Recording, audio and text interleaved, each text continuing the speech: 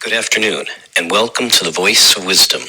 With over 60 years of experience as an investment banker, entrepreneur, investment analyst, economist, and venture capitalist, Morty Davis is Wall Street and capitalism personified. The over 400 companies for which he has raised more than $3 billion over the years have created a countless number of jobs and exciting new products. Through the Voice of Wisdom, Mr. Davis explores, analyzes, and debates the most topical political, economic, and social issues facing our world today. Joining Mr. Davis today for a discussion of 2024 and the outlook for 2025 is Len Carter. Len is an investment banker, business consultant, and private investor. And now, Mr. Davis and Mr. Carter. Hooray! It's great to be back with you once again. It must be Wednesday evening, 6:30. And hooray that Len Carter is with me once again. We are so lucky. He's a genius. He's, wherever he's gone, he's been the top of his group, the top of his class, he has every advanced degree. He's amazing. So anyway, welcome back, Len. Thank you. Thank you for joining us. I have to repeat once again, which may be repetitious and even boring, that what we cover when we do this podcast is the week's news, or the recent news, more than weeks maybe, of events that occurred that are very relevant to our society, to our country, to our future, and I have to point out, as I do, that it's always negative. It's always depressing, because the only thing that makes the headlines and the media is bad news. Good news doesn't make headlines. This week, for example, there's somebody on Long Island out here that was found to be guilty of a seventh murder of beautiful young women. That's the good news or bad news, I guess, It's ridiculous. It's so outrageous, but that makes the front page. This week, we had one more shooting at a school. Just yesterday in Wisconsin. The teacher got killed, the student got killed, several students are in the hospital. Their lives are in jeopardy of being lost imminently. I can't believe we do nothing about it as a society.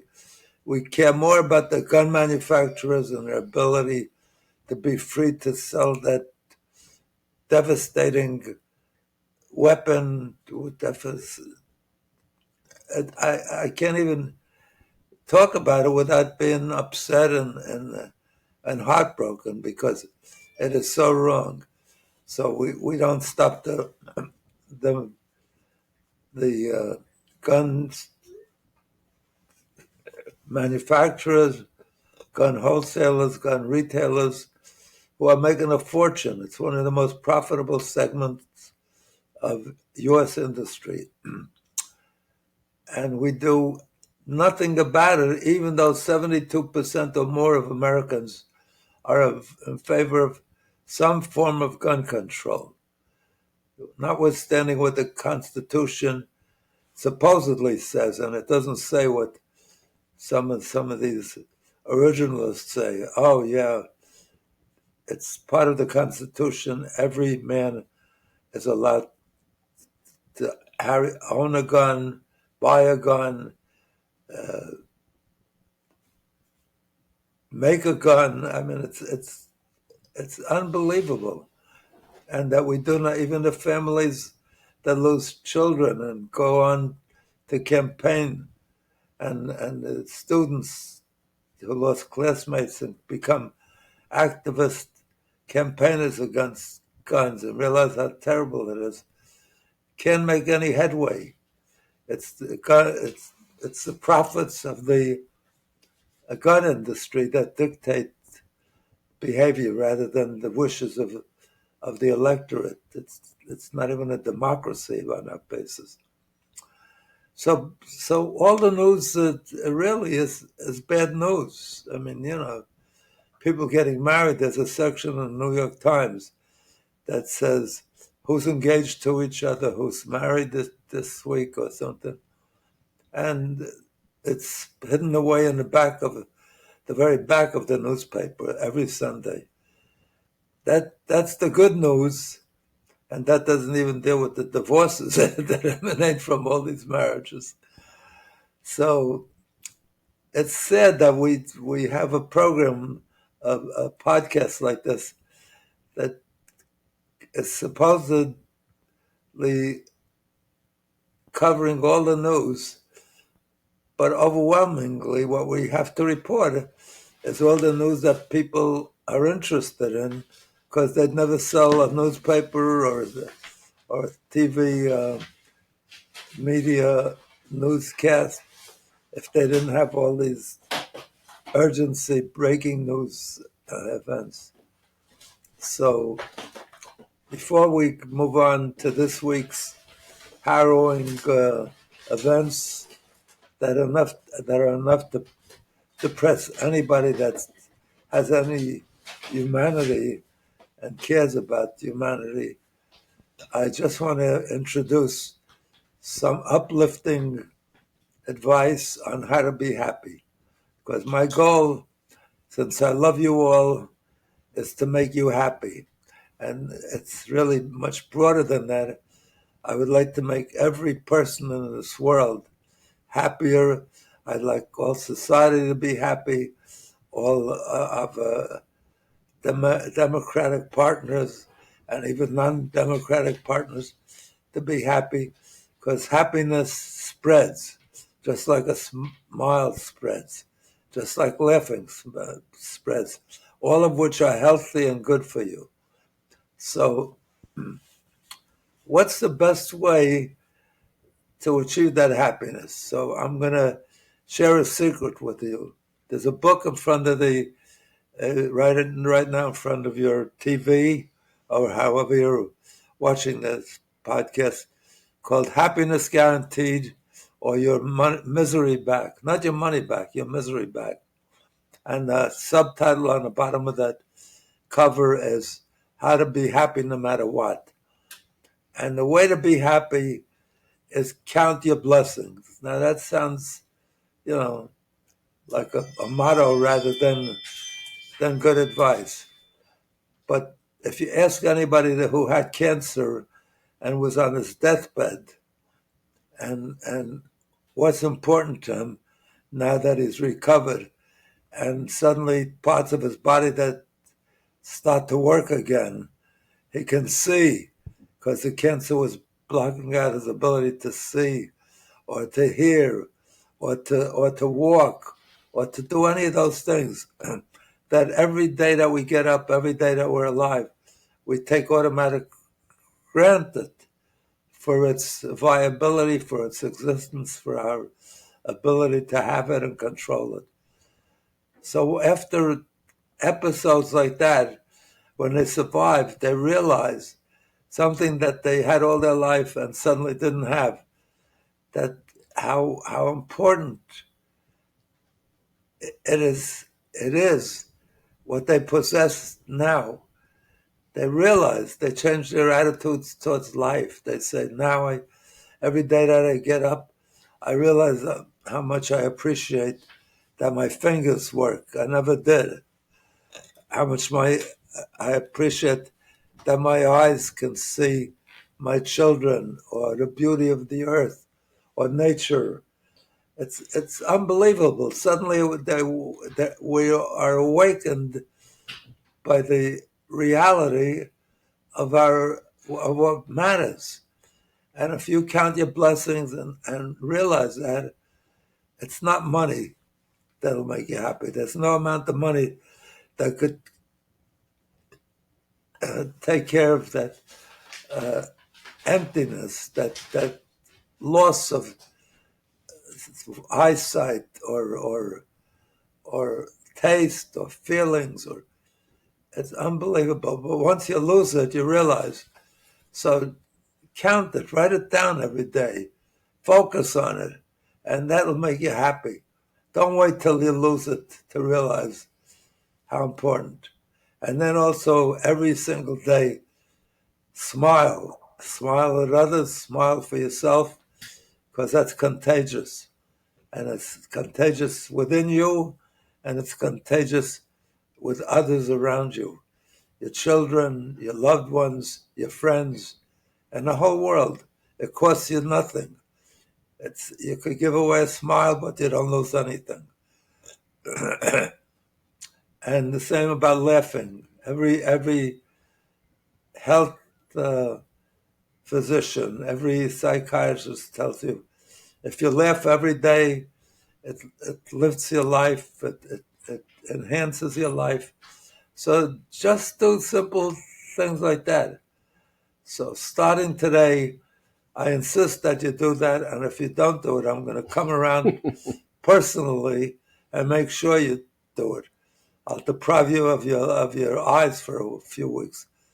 And the shortest way to achieve that, and the most efficient, effective way, and least costly way, is to get a copy of the book that I and my fantastic number two daughter, Ruki Renov, she's written a lot of books, is my co-author for Happiness Guaranteed, or Your Misery Back. And if you get a copy of that book, I guarantee you, if you read a page every day, it's 365 pages, one page for every day of the year. If you read one page every day of the year, it has humor, it has jokes, it has wisdom on how to be happy, and it'll make your life much happier without a big investment. And I know that because everybody who's ever called me about the book, talked to me about the book, received it as a gift, or purchased the book, has conveyed that. Not one person has ever called me saying they didn't enjoy it, or they don't find great value in it, and the messages it delivered to them. One chief executive of a major corporation told me he now reads it. He gives it out as a gift, and he reads it to his two sons and his wife every day of the year, and they love it. The first time he turned off the television and said he wants them to listen to something, they said, "Dad, what are you doing? You're turning off our favorite program." And he said, "You got to listen to this." And since then, they listen every day and they look forward to it. So, but I make it easy for you. Better than any television offer, and there's lots of good offers on television that says, try the product, and if you're not thrilled with the use of this product, with the results it brings, just send me back your purchase slip, and I'll refund your purchase price. And not only that, you can keep the supplement that you spent the money with, or the medication that you spent, and you can keep the medication free. And I'm going to give you what I offer as the better deal, even. That if you buy this book or receive it as a gift, even, if you can get a hold of the purchase or retain the purchase slip and send it back to me and say, I didn't enjoy it, or it's not a good investment, a great investment, I would like my money back. I will not only send you your money back, but I'll send you double what you paid for it. I'm not sure, because my experience with all the people who have contacted me from day one, and some that own it already a year and still recognize that what a great gift it was. Whereas most gifts, they forget who sent it, or the most they ever did is the day after they get it. they call up the presenter of the gift and thank them. But 3 weeks later, they don't remember who gave it to them, rarely even pick it up. And even if they pick it up, they don't have their family read it. They don't make use of it. And I can only say, I'm not thrilled to return double your money, but I'm so sure that you love it that it'll be beneficial to you. And if it isn't, you get your money back and you still keep the benefits the book could give you if you choose to.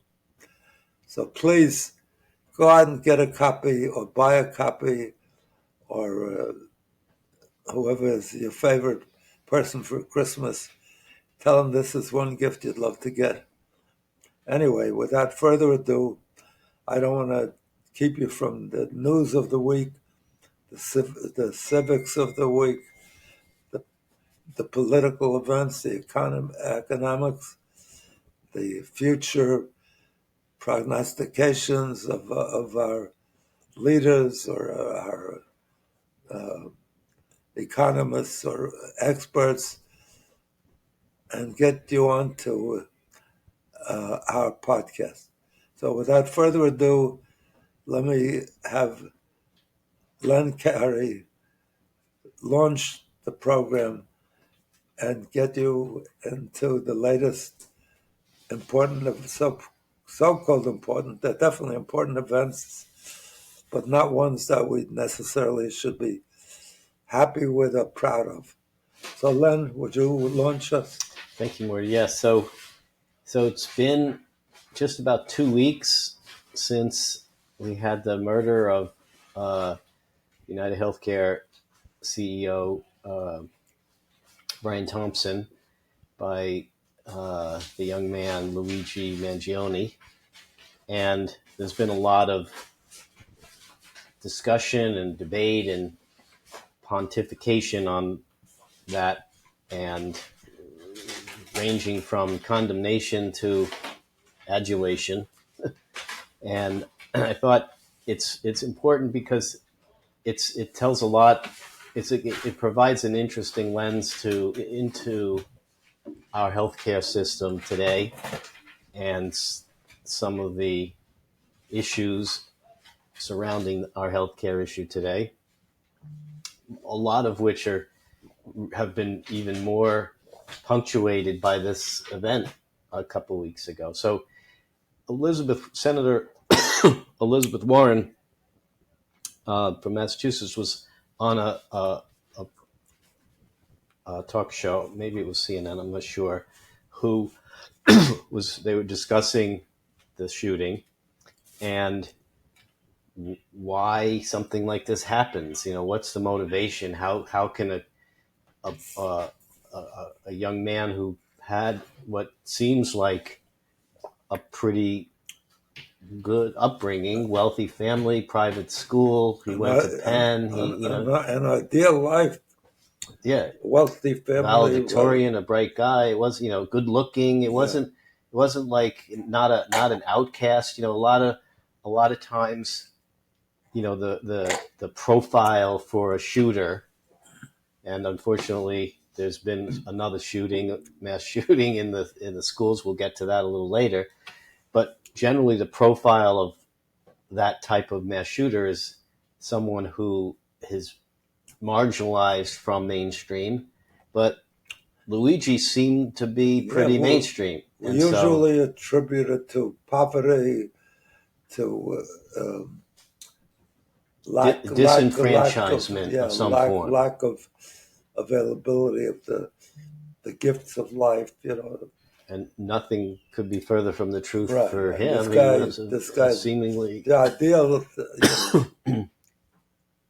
So they were having this discussion on the show, and Elizabeth Warren said the following, and I want to quote this because I don't want to misquote her, and because it's important. She says, "Violence is never the answer, but people can be pushed only so far. This is a warning that if you push people hard enough, they lose faith in the ability of their government to make change, lose faith in the ability of the people who are providing the health care to make change, and to start to take matters into their own hands in ways that will ultimately be a threat to everyone. So to those students of history, in the late 1700s, there was something called the French Revolution, which strikingly, in terms of causes, had a similar, or you can draw parallels and similar causes to the French Revolution, where the citizenry became disillusioned with the government, Yeah, the with inequality. the inequality between the masses wealthy. and the elites, and so And somebody told Annie, what's her name? Marie Antoinette, Marie the famous Antoinette. quote. Well, I'm The not sure she people- actually said that, but let them eat cake. Yeah. But it was Well, that was reported back by some of the leaders that they said have no food. Well, let them eat cake. No, they have no bread. They have no bread, so let them eat She cake. said, so, sympathetically, Right. she said, so let them eat cake. Yeah. And in the end, it was those very people that were the wealthiest and the most successful and the most blessed by that society that were murdered and killed and wiped out, because you can't continue Yes. disproportionately taking the rewards of this world while you watch others on poverty and just suffering life rather than having the meager needs. And so if you leave it long enough, and we're building up that kind of inequality in this country. And both she and her husband, Louis, I'm not sure what number he was, 16th maybe, wound up beheaded by the guillotine. Yes. So, that's and that was a time when information was much less prevalent, available. When you think today, like we see when the al-Assad regime fell last week, they show some reporters in Syria. They show some reporters going through his museum of car collection, and he's got, I don't know, tens or hundreds of expensive Ferraris and Lamborghinis and all these cars. And they go through his palace with all the food that's there, and then right outside, the whatever vast percentage of the population is starving. Fondly overthrown.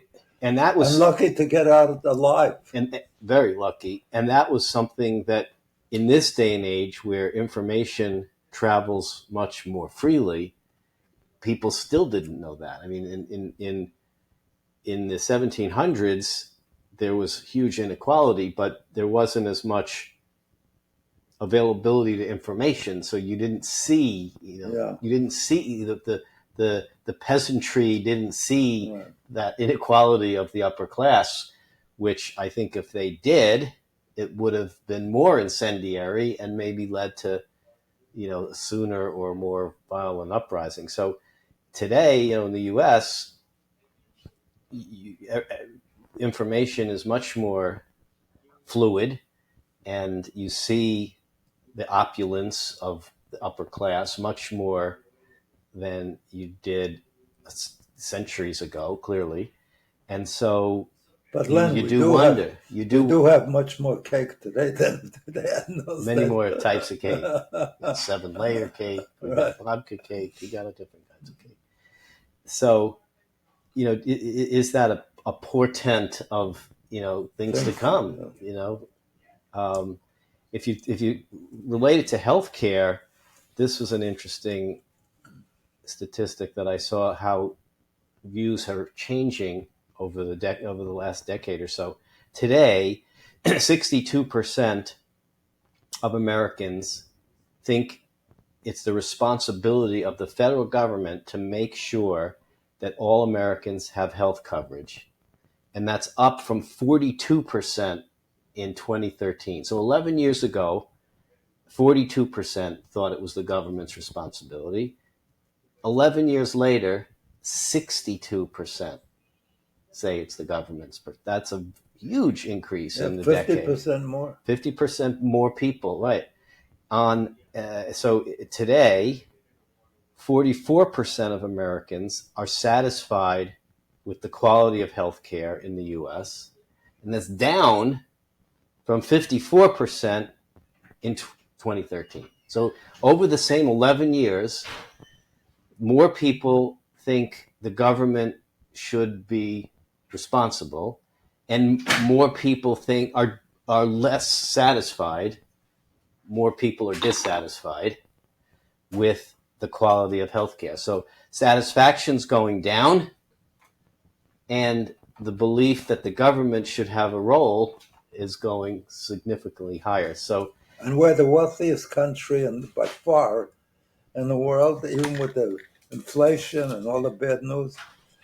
We're the envy of the world economically and wealth-wise, and we still have this discrepancy, this unfairness.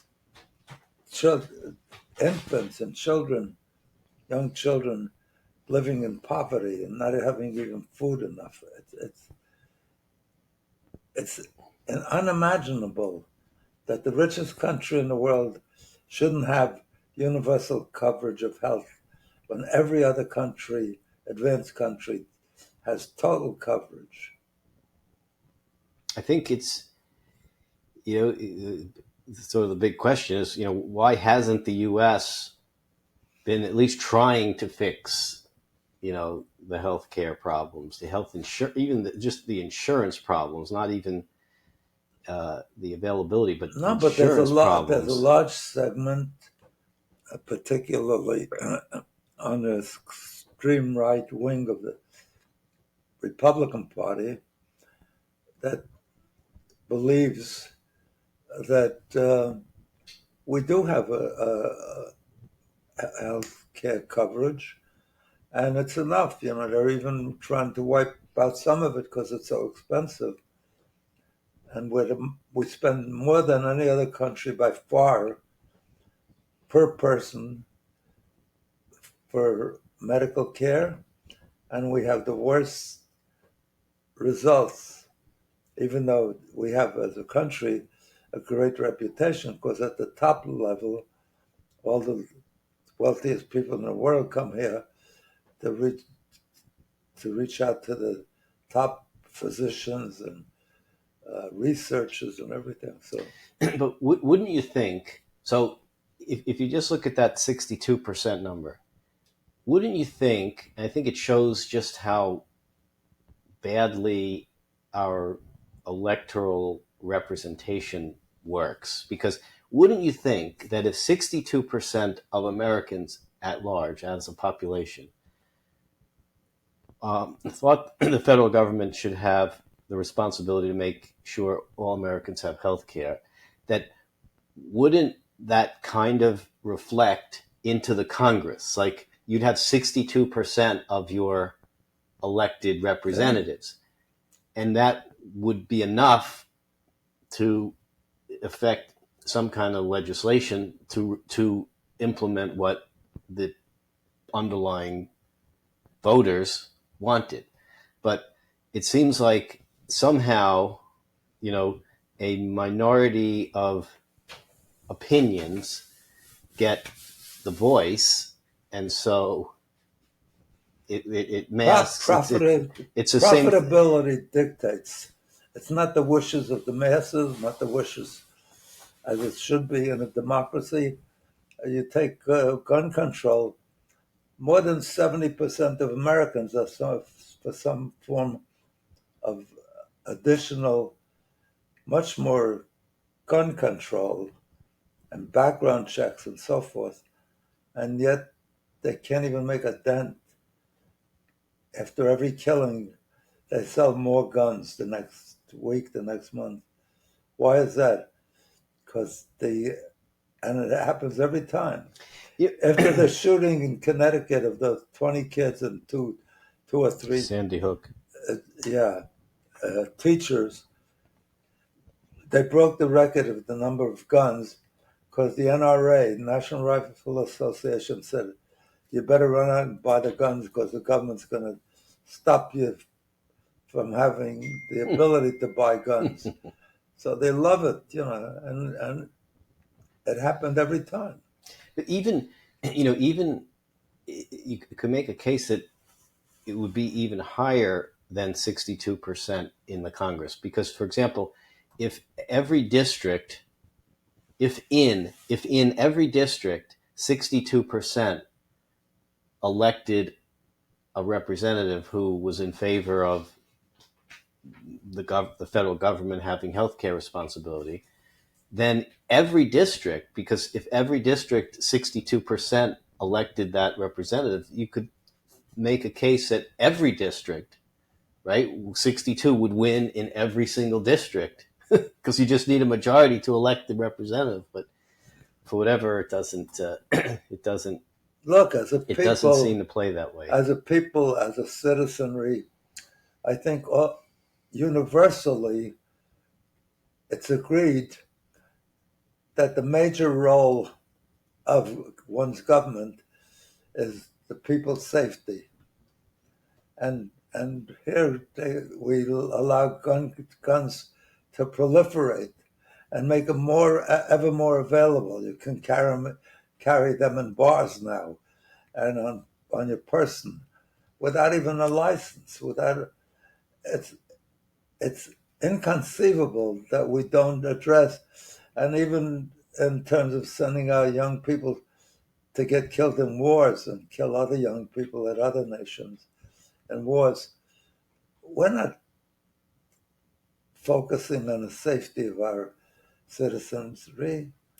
We're focusing on the profitability of defense contracts and jobs in the defense industry, and so it's like we're heartless, callous.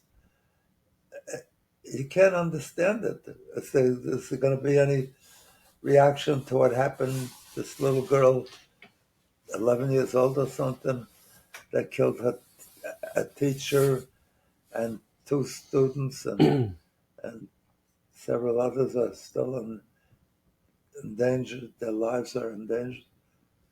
Is it any wonder that all that matters is profitability, and they can't deal with the NRA or stop going to war every 2 years or 3 years?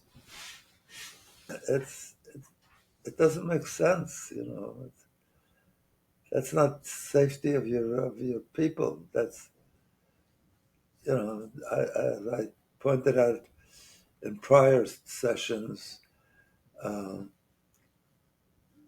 one of the great economists in the United States recognized as such, out of the University of Chicago, was it Milton Friedman?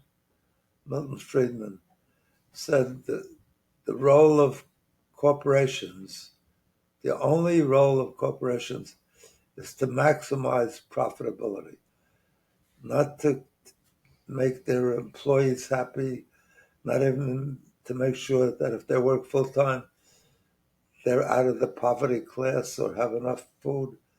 Nothing to do with their community. They're, after all, part of the community, part of the country. Not one issue like that. Only maximize profitability. That's why you have rising prices. People can't pay, and they said half the families in America that if they had a sudden illness that hit them with a bill for $400, they would be in bankrupt. They couldn't meet it. How do you explain that for a wealthy country, for a democracy, that in words says all the right things, but then goes ahead and says profits are the only thing that counts. Greed, and ripping off people for as much as they can. And the wealthy going to the beaches and flying their private jets and their yachts and everything. Well, that's when Elizabeth Warren says people will start to take matters into their own hands. Yeah. And so when you see And a 26-year-old justifiably. shooting, a healthcare executive because of what it represents to him, I mean, that's, it says a lot about where we're going. Yeah, a lot of people are surprised, and they should be, that this guy who killed the head of the United Health, which is the most profitable health company in the world, and one of the most profitable companies in the world. Stock's down like 20%. Is it down 20%? I wonder if it's a buy. No, but so many people feel that what he did was the right thing. Yeah. I mean, Elizabeth Warren got a lot of criticism for this statement and she had to reemphasize and kind of walk back that violence is never the answer. But you can only push people so far. What does that mean? I mean, that's like when terrorists say terrorism is justified because we're pushed and pushed and pushed and pushed. That's their justification for suicide bombings and things like that is, well, what's our alternative? We're so oppressed, we can't demonstrate our discomfort without these types of means. I mean, yeah, but their rationale is for the right cause, violence is rational and proper. For example, to end slavery, we had the worst war, lost more Americans than any other war before or since. So violence sometimes is the only alternative. I don't know. That's a tough one. No, but I'm saying that's why some people think this guy, by doing this, called attention to the unfairness of this attitude, of the greed, of the what's it called, but ripping off people. I think there's ways to bring attention and make a point, that don't necessarily. I mean, I know Gandhi would never agree with that, but so let's to make a point, kill the politicians, not the executives that created the environment that does this. So let's talk about this. If you believe in this compact between citizens and government, where government has a core responsibility of caring for the good of its citizens, do you think that what's going on with these drone sightings over New Jersey, do you think that the government has been remiss in the way that it's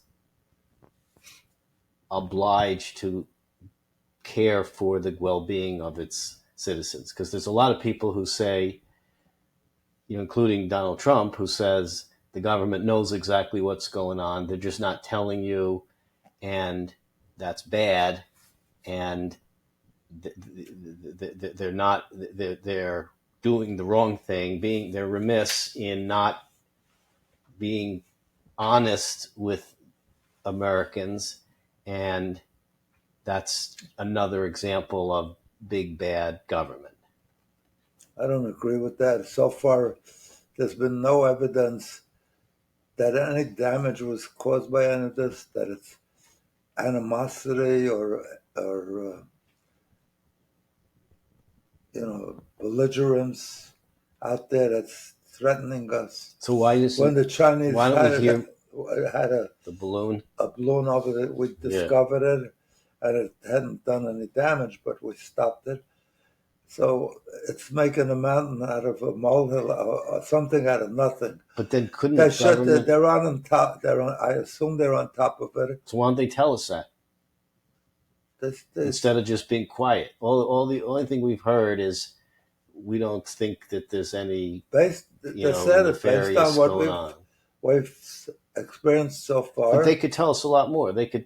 I mean, drones are nothing more radio controlled. There's nothing more to tell. There is. They could tell us. They could tell. We don't even know if some are. Some are helicopters. Some are planes. But they could tell us that. There's things they could tell us that over my house. Yes. On the way to Kennedy correct. Airport.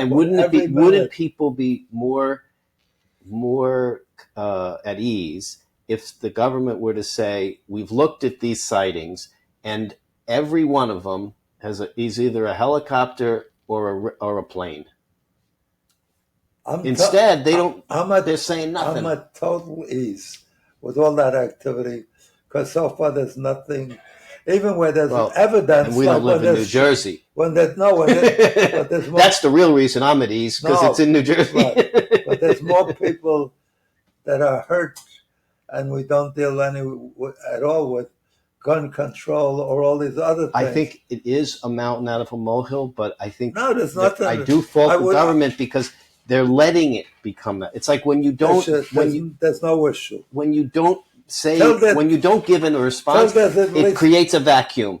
And when you have a vacuum, that's when things start filling that vacuum. Conspiracy theories, disinformation, misinformation, all this stuff starts coming out because there's a vacuum. Don't spend your resources on something that causes no trouble. If we had one instance, one evidence that one of these drones or whatever is up there caused some damage. Well, they did have to shut Stewart Airport. They did have to shut another airport for what? They shut airports all the time. Well, because of these, because of drones. They shut Stewart Airport. In this case, it was because of that.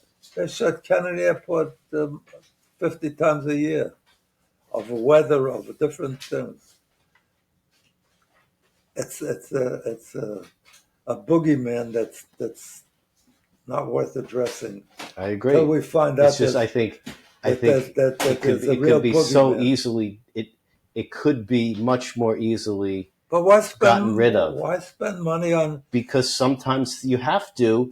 You have to. If there was one iota, to put it to bed. If there was the slightest, if there was one iota, but people don't buy it. That's the problem. It doesn't matter. It creates more problems by not addressing it than by addressing it.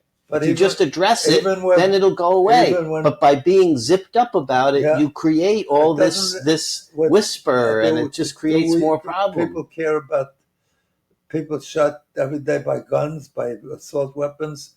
You know, the reaction is every single time the same reaction. Mental health. Prayer. Thoughts and prayers. After thoughts and prayers.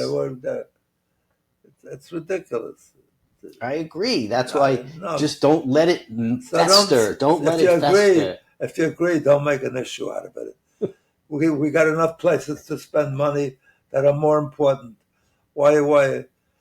Let it rest. Why start something? Because that's how I see it. But unfortunately, there are a lot of other people who don't see it that way. And as a government, you have to address the whole situation, not just logical people like you who just say, this is ridiculous. It's Nourish, forget about it. You can't respond to every gossip. It's nothing but gossip.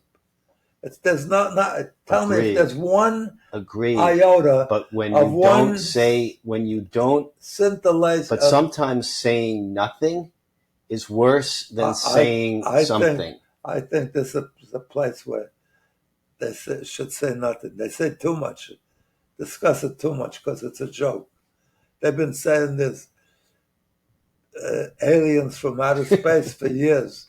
On what basis?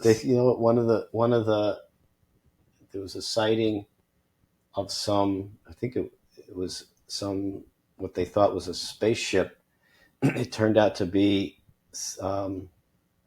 one of the props from one of the Star Wars movies that fell off a trailer. That makes sense. Yeah. So hopefully, we got enough problems out of things that we know cause trouble, and we don't address that. Here is something we don't have the first instance that it's causing any problem. So why? Because people are making a lot of noise about it, they get excited about. Today all the movies are. In the old days, movies are about romance and love and interaction between a man and a woman. Today they're all technology. They're all outer space, and it's not even real. It's unrelated to your or my daily existence. It intrigues people to deal with mysterious things that they can't explain. Yep, that's for sure. So, speaking of things we can't explain, let's talk about some of the things that we may or may not see in the coming year. We've got, Christmas and Hanukkah next week, New Year's after that. So this is our last show for the year. Those are all nice. But so we can take this time to sort of make some predictions for 2025 based on what we've seen happen and what we think may happen. So at this juncture, I think we can safely predict, not absolutely, but that safely, 2025 will be that here. in 2025 we'll have Hanukkah and Christmas and New Year's again. Okay. Not for sure. That's true. So I'm going to throw out some statements, and you'll say whether you think you should throw them out, because you should throw out that thing with the with the drones. With the drones. Yeah, what are you going to throw out? So the first thing is, let's talk about, will we see TikTok in 2025? Right now, TikTok is one of, if not the largest social media platform, and 170 million people, U.S. citizens, use it. The legislation was passed by the Congress last spring, saying that if it's not sold, it's going to be turned down. It's going to be shut off or forbidden by January 19th, 2025. You think it's going to still be around? I have no basis, more than any other speculator, to predict what's going to happen with TikTok. There's nothing. Either it could go. Either of those events could occur. It could be bought out. It could be closed down. It's not anything that. Something's going to happen in the next few weeks, just like something's going to happen with fixing the budget before the government closes down. But right now, it would be just a wild guess. My guess would be as good as any other person in the universe. I don't have more knowledge. I know what's reported publicly, and we don't know what the outcome will be. So you're asking me to predict the future. I can't predict it. Well, how about predicting whether there'll be an end to the war in Ukraine? I believe there will be. See, that you can predict. Yes, I believe there will be. How about an end to the war in Gaza? I can't say that, because it's been an ongoing dispute, mainly on the part of the Palestinians and their followers, for 75 years, without any evidence. The Gaza itself may end, but it's just going to be a hiatus. But whether they can get that resolved in a constructive way, I don't see it right now. I hope so. So you think they You think the hostages will be released at some point next year? The remaining. Frankly, I don't believe that there's more than, at most, if that many, 25 hostages that are still alive. That's my belief. That's not based on any evidence. So, I don't know. It seems to me that it's not going to happen. They say we're close all the time, close. But if Bibi sticks to his guns and says, just like we said to the Japanese and the Germans, we want unconditional surrender, unless he gets that, we're back to square one. It's a matter of how many years it takes for the next upheaval to occur. If we don't solve the problem, we're stuck with it for another eternity. You got to solve the problem, but you got to have a partner to solve the problem with. And the Palestinians haven't given the slightest indication, the slightest gesture that that's what they want. They don't want. They want the elimination, the eradication of the Jewish state of Israel, and the eradication of the Jewish people. So what should we do? Say, okay, we'll eradicate ourselves? You got to have a partner. Even Clinton said that, who was it, the Prime Minister? Rabbani? Not Rabbani. When? When? When he had the... Rabin? When he had the Camp David? Camp David. Yeah. Rabin. Rabin. Rabin. Said Rabin gave Arafat everything he wanted and more, and he got up and left. That started an intifada. So you can't make peace with somebody that doesn't want to have a peace. They want your elimination, and you can't. Unless you're insane, you can't agree to that. So, how do you see? What do you see happening then? Just sort of a continuation of what we have now, which is maybe just a little bit less intense fighting, but it just is continuing. Maybe I believe Bibi Netanyahu's approach is right. Keep on destroying the whole group, all of that are indulging in this behavior. And once you destroy them all, maybe you got a chance to end it. But as long as you keep them alive somewhere and make a peaceful settlement, they're still around. And the proof is the last 75 years, Israel's not only shown gestures, they've shown actual actions that showed that they're ready for the Palestinians to have their own state, to end the war between them. They made Palestinians voting citizens of Israel, so that that some of the South Africans say, no, well, it's still apartheid. They don't have the same rights as the Israelis, which is they didn't have nearly the same rights in any of the Arab countries that drove out all the Jews. So let's go back to domestic. Do you think a year from now, back to domestic issue? I thought you said domestic.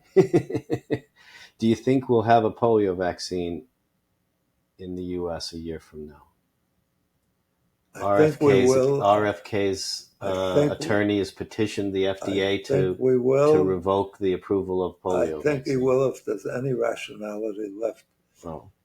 Because it's inconceivable to me, because I know guys that even weeks before the Salk vaccine incurred life-destroying, maybe not life-ending too, but I had a classmate who became a major partner at Goldman Sachs, brilliant guy, charitable guy, everything, wonderful guy. And he led their sales force. Dick Menschel, fabulous guy. And he got it a few weeks before. And if he had the opportunity to take the Salk vaccine, he wouldn't have had it. So it's outrageous that we would even think twice about taking it off. And measles saves maybe the vaccine 20,000. And yet, RFK's attorneys petitioned the FDA. So far, he says if he's you listen not. To Trump, though, he says I like polio vaccine. No, I like it, and not only that, Bobby Kennedy is much more rational than the statements he'd made. Don't listen to what he says. Right. He's much more rational than what comes out of his mouth. Right. Okay, I hope. I believe it will not disappear just like the measles won't disappear. I think that's probably true. That would be I certainly hope so. Disappeared. That would be the end of the United States and democracy. I mean, it's something like that could happen. It's crazy that you would even that you hear about this, right? That there would be some FDA, like someone actually really doing that, petitioning to have the approval. Bobby Kennedy.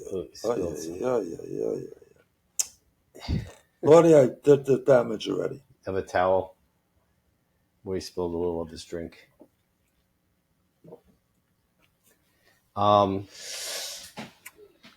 Let's hope that doesn't happen. All right, so a year from now, gas prices higher or lower than they are now? I suspect they'll be the same or lower, because I think what Trump is doing is going to slow down the economies of the world. So that relates to the other question. More or less inflation? Right now, inflation's about a little over 3%, right? More. If he introduces tariffs, so definitely more. Yes, so I would agree with that. And that could lower gas prices by lowering demand, yes. Although, who knows? OPEC gotten pretty savvy about modulating price. All they have to do is cut another 10 million barrels a day, and the price will go back up. With the cartel, it's manipulated. Yeah. And eliminating all the things that they say, all the regulations. If they did that, you have more monopolies, higher prices, So the best we could hope for, what we really have to depend on, is some rationality comes into the behavior. And Trump, since he's gotten so much confidence lately, it seems more rational. The first three people he brought into his cabinet were impressive and seemed like worthwhile choices. And since then, he hired somebody to head of the Defense Department to run the biggest organization on Earth. So many employees, so many expenditures, who's never had any organizational management roles. The highest he got, he may be a great guy. The highest he got was major or colonel, major. I think major. And ran no organization with a big budget. So he was good for Fox News, but that doesn't mean you can run something. Even the people the generals that they appoint are not qualified to run something like that. We'll see. Speaking of large businesses, how much time we have left? 1 minute? We're just about out of time, but we'll pose one other question related to government efficiency and waste and fraud, which everyone agrees there's definitely something that Vivek Ramaswamy and Elon Musk in charge of this Department of Government Efficiency to eliminate waste, fraud, and abuse. Do you think they'll make any progress with that? I don't know how they do it. Even they are talking about cutting taxes for the rich and eliminating. They're right. If you eliminate regulations, you cut your costs. But at what price for this economy, this society? The reason regulations were introduced were because of establishment of so many monopolies that fixed prices that burdened society with excessive costs. I would agree. I mean, it's again for the students of history. When Ronald Reagan became president, he tried a similar approach, or he formed some kind of task force or something to investigate, because he was big on government. He wound up doing the opposite. But guess how many of the recommendations of this task force that Reagan put in place were implemented? 0. No, it's ridiculous. I They don't think even make a real commitment, because every time Reagan cut taxes or anybody cut taxes, they always argued, the more you cut taxes, the more taxes we collect. And that's bull. That's nonsense. All right. That's not arithmetic. That's not real. That's arguing against reality. So I wish it was so. I thank you for this year of debate and conversation, Morty. It was good. We will continue in the new year, and wish everybody the best for the end of the year and the coming of the new year. Thank you. And to my lovely audience, my cohorts who participate weekly with me and who are my guests, my partners in, not crime, but partners in this podcast. I want to thank you for being with me. You are the guys that make it all worthwhile. I love you, and I insist on one thing. Be happy. You're the boss. Make yourself happy. Don't let your mind drift to unhappy events. Focus only on happy events and put a smile on your face, even in the face of discouraging news or even tragedy. It's hard to do, but it helps get over it. God bless you. I love you. See you next week, Wednesday, 6:30. Have a fabulous week, a fabulous every day of your life. Bye.